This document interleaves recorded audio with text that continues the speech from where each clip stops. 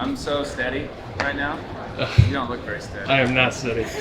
I'm so nervous about you snatching. Last week, we flew to Washington, D.C. for a brand new documentary project for a global nonprofit. The exciting challenge we faced was having just a little over a week from solidifying the contract to needing to hop on a plane for the first shoot. In this video, we're gonna go over the gear that we used, including the brand new Aputure 4x4 INFINIMAT, and break down our approach to lighting a series of interviews for a high-end documentary feel. Also, we discovered a pretty awesome little hack for getting great interview posture, which I'll cover at the end of the video, so stick around. And if you appreciate our vids, consider hitting the like and subscribe buttons so you can get notified when the next one drops. So, after we determined our desired look and feel for this film, as well as our intended shooting style and approach to lighting, which, as an aside, we will go over in another video how we come up with those things for each of our projects, we put our gear package together and we put each item into one of three categories. Things we were gonna bring from our studio, like our camera, lenses, sticks, and diffusion. Things we were gonna rent and have delivered from Lens Pro to Go. The headliner there was a set of 2-foot InfiniBars. And things we were gonna rent from a local rental shop. This was our grip stands, like C-stands and a rolling combo, and that Aputure 4x4 INFINIMAT. We filmed single camera interviews and we didn't split up our crews, so we were working on our C500 Mark II with no need for a B-cam. We chose to film on our set of Atlas Lensco Mercury 1.5x anamorphics. And I can best describe the look and feel of the project as warm and natural with a touch of flair or a subtle magical quality that we get from anamorphic lenses. The primary purpose of this trip was to capture 8 interviews. We filmed these over 2 days and built a single setup for each day. We wanted a large key light for our subjects, so we planned to push light through an 8x8 full grid rag just tied to an 8-foot section of speed rail. Now, I've been dying to play with an Aputure INFINIMAT since they were announced, and when Ethan told me about a local rental house that had them available, we jumped. We grabbed that 4x4 and thought that using it for these interviews provided a great opportunity to record and share our thoughts on the kit. We're using the 4x4 INFINIMAT from Aputure. It's our first time with it. The first and last thing I'll say about this light is it's huge. It's ginormous.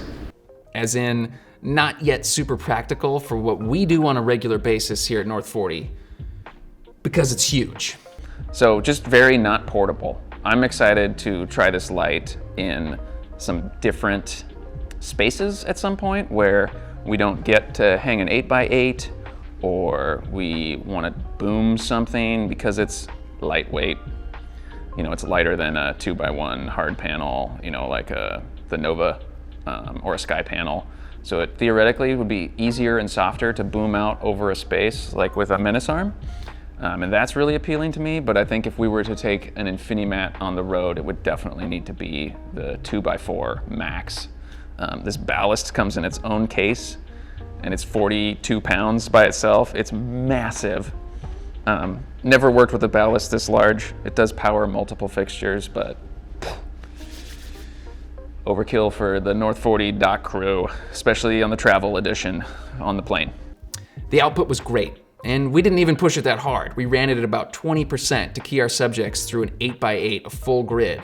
And we were competing with a mild level of ambient light from fixtures in the room. It wasn't super fast to set up, and it wasn't super fast to take down. I was hoping for something that dramatically improved over the Amaran 2x2 that we'll often use when we need something portable. I'd say you're getting durability and output improvements, but no major improvements to setup and teardown processes. The kit is far more robust than that Amaran Flex light, but still takes about the same amount of time. Like those Amaran Flex lights, this light will shine when you need to rig it into unique places with lighter grip and support. For our purposes though, we could have easily used a 2x1 panel light like a Nova 600 from Aputure, or put together a book light using an Aputure 1200X. And this would have been faster and certainly more portable than the 4x4 INFINIMAT kit. In addition to our INFINIMAT key, we used a set of 4 2-foot InfiniBars to illuminate the back wall behind our interviewees, as well as Aputure 60Xs to create a couple pools of light in less dynamic areas of our frame. All in all, We were a little bit let down by the INFINIMAT, mostly because of how big it was. But we're excited about the look we came up with. And finally, before we wrap up this video, we discovered a fun little hack for getting great interview posture from our interviewees. I don't think we've done this before, but let's talk about how we're keeping our subjects.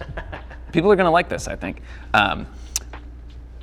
One thing I hate as a cinematographer in documentary work is how our subjects, if we stick them in a chair with a back, they will lean back. It's unflattering, it feels a little aloof, and it's it's nobody's, that's not the vibe we get from our interview subjects at all, but just that posture can often detach a viewer from what somebody's saying. So we have this slightly medieval torture device plan where we took a Cardellini clamp, some fabric that we've gaffed on here, and it's just encouraging people, it's keeping people from leaning back. So we were able to treat this chair more like a stool. Our posture's been fantastic from our subjects. For hours.